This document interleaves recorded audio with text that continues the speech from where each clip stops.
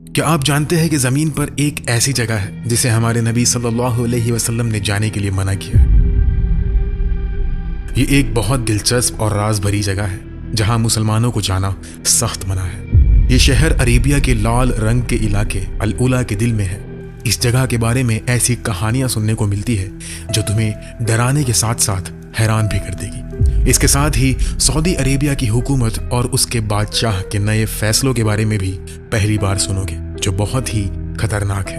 اگر تم تیار ہو تو چلو شروع کرتے ہیں اس ڈراونے سفر کو۔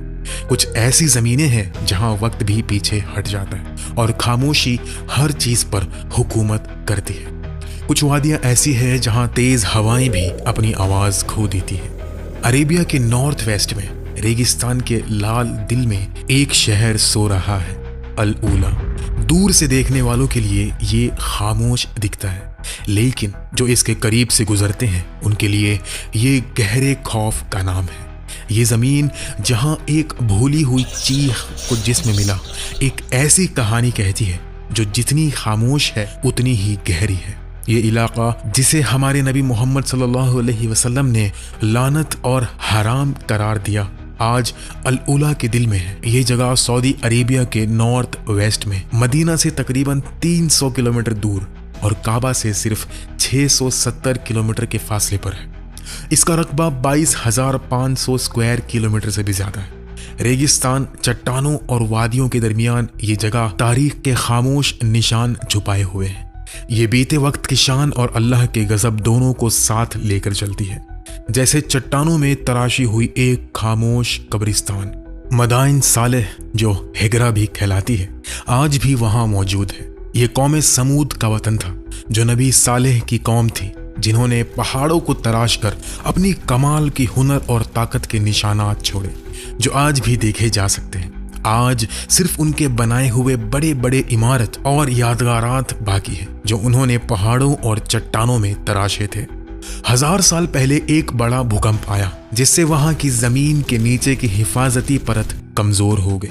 آج سائنٹسٹ نے دیکھا کہ اس تباہ شدہ علاقے کے بالکل اوپر آسمان میں ایک بڑا اوزون کا سوراخ ہے۔ اس وجہ سے اس علاقے میں بھوکمپ، جلد کے مرض، کینسر اور قدرتی طوفانوں کا خطرہ زیادہ ہے۔ صدیوں سے کچھ لوگوں نے ہمت کر کے اس زمین پر قدم رکھا، کبھی مہم جو، کبھی تاجر اور کبھی دلچسپی رکھنے والے مسافر، لیکن زیادہ تر لوگوں نے ندامت کے ساتھ واپس آئے۔ کہانیوں کے مطابق کچھ لوگ ایک رات یہاں گزرنے کے بعد اپنے ہوش کھو بیٹھے اور کچھ صبح تک زندہ ہی نہیں رہے۔ جو واپس آئے وہ بول نہیں سکے۔ جب انہوں نے بتانے کی کوشش کی کہ انہوں نے کیا دیکھا، ان کی آنکھیں خوف سے بڑی ہو گئی، لیکن زبان سے لفظ نہیں نکلے۔ اس وجہ سے ریگستان میں بھوک سے مرتے ہوئے قافلے بھی اس جگہ کی حد میں داخل نہیں ہوتے تھے۔ یہ زمین زندوں کے لیے نہیں تھی۔ تو چلو اب دیکھتے ہیں کہ جب ہمارے نبی محمد صلی اللہ علیہ وسلم اپنے صحابہ کے ساتھ اس علاقے سے گزرے تو کیا ہوا۔ گرمی ایک تیز خنجر کی طرح چبھ رہی تھی۔ ہر قدم کے ساتھ پیر ریت میں دھس رہے تھے اور ہر سانس سینے کو جلا رہی تھی۔ نبی کے پیچھے چلنے والے صحابہ صبر اور ایمان کے ساتھ آگے بڑھ رہے تھے، ساتھ ہی ان کا امتحان بھوک اور پیاس سے ہو رہا تھا۔ یہ کوئی معمولی سفر نہیں تھا۔ اس سفر کو بعد میں تابوک کی جنگ کے نام سے جانا گیا، جو صبر اور ایمان کی کہانی ہے۔ وہ دنوں تک چلے، رات کو تاروں کے نیچے ٹھنڈی میں سوتے۔ ان کا پانی ختم ہو رہا تھا اور آس پاس کنویں ملنا مشکل تھا۔ پھر ان کے سامنے یہ پرانی چٹانیں نظر آئی، العلا۔ نبی اپنے صحابہ کے ساتھ اس خاموش وادی میں داخل ہوئے جہاں قدم بھاری تھے۔ وہاں کے پرانے نشان چٹانوں میں تراشے ہوئے تھے، لیکن زندگی کا کوئی نشان نہیں تھا، صرف سایہ اور بیتے وقت کا ایک بھاری احساس تھا۔ صحابہ پیاسے اور تھکے ہوئے وادی کے قریب کنویں دیکھ کر اپنی آنکھوں پر یقین نہیں کر سکے۔ کچھ نے ہاتھوں سے پانی نکالنا شروع کیا، کچھ نے اپنے برتن بھرے، کچھ نے پیا، کچھ نے پانی کے ساتھ آٹا گوندھا اور کچھ نے روٹی بنائی۔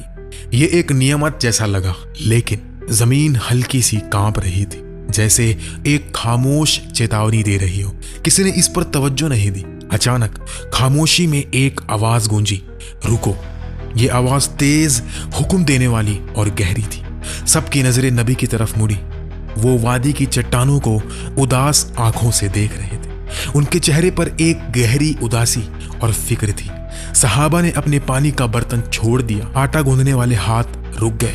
पूरी फौज एक गहरी खामोशी में डूब गई। नबी भारी कदमों से कुएं के करीब आए, जैसे कि इस जमीन ने उन्हें कोई छुपा हुआ सच बताया हो। कांपते हुई आवाज में उन्होंने कहा, इस जमीन का पानी ना पियो, इससे आटा ना गूंदो, और जो आटा गूंदा है उससे जानवरों को खिला दो। सहाबा के दिल एकदम खौफ से भर गए। सब ने घबराहट में पानी जमीन पर बहा दिया और आटा फेंक दिया। कोई भी इस जमीन पर गलती नहीं करना चाहता था जहां नबी ने इतनी गहरी फिक्र के साथ चेतावनी दी थी। पूरी फौज एक भारी साये की तरह खामोश हो गई। नबी सल्लल्लाहु अलैहि वसल्लम अपनी नजरें चट्टानों से ना हटाते हुए बोले, अब से अगर तुम्हें इस जमीन से गुजरना भी पड़ा तो रोने की हालत में गुजरो, और अगर रो नहीं सकते तो दिल में खौफ के साथ गुजरो, जैसे चट्टानों के दरमियान एक छुपा हुआ मातम गूंज रहा। सहाबा ने सर झुकाया और भारी कदमों से आगे बढ़ने लगे। उनके दिल खौफ से भरे हुए थे। ये कोई मामूली वादी नहीं थी, लेकिन इस जमीन का राज क्या था कि नबी को भी खौफ महसूस हुआ। इसके छुपे हुए चट्टानों के पीछे आखिर क्या राज था? इसका जवाब जानने के लिए हमें बहुत पीछे नबी सालेह के वक्त में जाना होगा, जो तकरीबन 4000 साल पहले था। इन जलती हुई जमीनों पर, जो अब अल उला कहलाती हैं, एक कौम रहा करती थी जो चट्टानों में शहर तराशती थी। उन्होंने दौलत, शान और ताकत की बुलंदी छू रखी थी। ये कौमें समूद थी। वो अपने बाप दादा कौमें आद के बाद आई और इस जमीन पर हुकूमत की। वो इतने तरक्की याफ्ता थे कि उन्होंने चट्टानों में महल, मंदिर और कब्रें तराशी।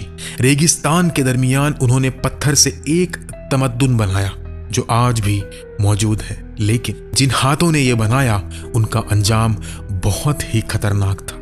क्यों? शुरू में कौम समूद अल्लाह के वहदानियात पर यकीन रखती थी, लेकिन वक्त के साथ उनकी दौलत और शान ने उन्हें मगरूर कर दिया। घमंड उनके दिलों पर छा गया। उन्होंने बुत बनाए और अपनी तराशी हुई चट्टानों के सामने सजदा करना शुरू कर दिया। अल्लाह ने उनमें से नबी सालेह को चुना कि उनकी हिदायत करें। कुरान पाक कहता है, अल्लाह को याद करो जिसने तुम्हें कौमे आद का जानशीन बनाया और तुम्हें इस जमीन में बसाया। तुम उसके मैदानों में महल बनाते हो और पहाड़ों में घर तराशते हो। तो अल्लाह की नियामतों को याद करो और जमीन पर फसाद ना फैला। नबी सालेह ने अपनी कौम को तौहीद की तरफ बुलाया कि सिर्फ अल्लाह की इबादत करें, लेकिन उन्होंने उनका मजाक उड़ाया। एक मुआजिजा मांगते हुए उन्होंने कहा, इस चट्टान से एक 10 महीने की हामिल ऊंटनी निकाल कर दिखा, तब हम तुम पर यकीन करेंगे। नबी सालेह ने अपने रब से दुआ की और मुआजिजा हुआ। चट्टान फटी और उसमें से एक बड़ी चमकती आंखों वाली सफेद ऊंटनी निकली। सब ने ये मुआजिजा अपनी आंखों से देखा। कुछ लोग नबी सालेह की नबूवत पर यकीन लाए, लेकिन अक्सरियत ने उन्हें रद्द कर दिया। ये ऊंटनी कोई मामूली जानवर नहीं थी, ये अल्लाह की तरफ से भेजी गई थी और अल्लाह ने इसके लिए एक कानून भी बनाया था। एक दिन ऊंटनी कौम के पानी के सरचश्मे से पिएगी और दूसरे दिन कौम उसे इस्तेमाल कर सकती थी। शुरू में कौम समूद ने इसे कबूल किया, लेकिन जल्द ही उन्हें तकलीफ होने लगी। उन्होंने कहा, हम अपना पानी इस ऊंटनी के साथ क्यों बांटें? क्या एक ऊंटनी को वो पानी मिलना चाहिए जो इतने लोगों के लिए है? बागियों ने ऊंटनी को खत्म करने का मंसूबा बनाया। 9 आदमी रात को छुपकर इकट्ठे हुए। जब अंधेरा छाया, उन्होंने ऊंटनी के करीब जाकर उसे बुरी तरह कत्ल कर दिया, जो अल्लाह का एक मुआजिज़ा था। जब नबी सालेह अलैहिस्सलाम को पता चला तो वो गहरी खामोशी में डूब गए और अपनी कौम से बोले, तुम्हारे पास 3 दिन बाकी। पहले दिन तुम्हारे चेहरे पीले हो जाएंगे, दूसरे दिन वो लाल हो जाएंगे और तीसरे दिन वो काले हो जाएंगे और फिर चौथे दिन सज़ा तुम पर आ जाएगी। पहला दिन आया और उनके चेहरे पीले हो गए, दूसरे दिन वो लाल हो गए, तीसरे दिन वो काले हो गए। अब सबको पता था कि क्या होने वाला है, लेकिन अब बहुत देर हो चुकी थी। नबी सालेह अलैहिस्सलाम मोमिनीन के साथ शहर से निकल गए। जब सुबह का सूरज निकला, आसमान से एक खौफनाक आवाज़ आई, ज़मीन फटी और पहाड़ कांपने लगे। जिन हाथों ने चट्टानों को तराशा था, उन्होंने अपनी कब्रें खुद तैयार कर ली थी। कुरान कहता है, एक जोरदार धमाके ने उन्हें पकड़ लिया और वो अपने घुटनों पर गिरकर मर गए। कौम समूद उस दिन तबाह हो गई। ना उनकी दौलत, ना उनके पत्थर के महल और ना ही पहाड़ों में तराशे हुए इमारत उनको बचा सकी। ये कहानी सिर्फ तारीख का एक हिस्सा नहीं है, बल्कि एक चेतावनी है। हर तबाह हुई कौम में एक चीज मुसहबा थी। उन्होंने उस ज़ात को भुला दिया जिसने उन्हें नियमतें दी और चेतावनियों को नज़रअंदाज किया। लेकिन क्या कौम समूद ही वाहिद थी जिसने चेतावनियों को नज़रअंदाज किया? अब जो सुनने जा रहे हो वो हैरान कुन है। जिस इलाके के बारे में नबी मोहम्मद सल्लल्लाहु अलैहि वसल्लम ने फरमाया इसका पानी भी ना पियो और अगर दाखिल होना पड़े तो रोने की हालत में दाखिल होना, वही जगह अब सऊदी अरेबिया की हुकूमत ने तमाशा और तफरी का मरकज़ बना दी है। जहां कभी एक तबाहशुदा कौम के जिस्म आसमान के नीचे अल्लाह के अजाब के बाद पड़े थे, वहां अब तफरी के खैमे लगाए जा रहे हैं। दुनिया भर के मशहूर डीजेस की म्यूजिक, नौजवानों का नाच और चीखें आसमान को हिला रही हैं। ये सब तब शुरू हुआ जब सऊदी अरेबिया ने विजन 2030 के तहत अल उला को सियाहत और तफरी का मरकज़ बनाने का फैसला किया।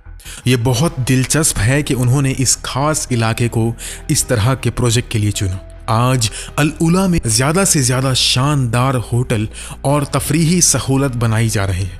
ये इलाका अब इलेक्ट्रॉनिक म्यूज़िक फेस्टिवल्स, रोशनी के शोज़ और मुख्तलिफ तफरीही सरगर्मियों से भरा हुआ है। ऐसा लगता है जैसे कोई बचा नहीं जो पूछे लोग इतने बेखबर क्यों हैं। लोग चेतावनियाँ भूल चुके हैं, हालांकि चेतावनी देने वाला अल्लाह का रसूल था। मॉडर्न दुनिया के लिए तारीख सिर्फ एक सजावट बन गई है, जैसे अल्लाह के पैगामात सिर्फ पुरानी कहानियां हों। लेकिन अल्लाह का तरीका कभी नहीं बदलता। आज इस ज़मीन पर जो हो रहा है वो कोई जश्न नहीं है, बल्कि एक भूल है।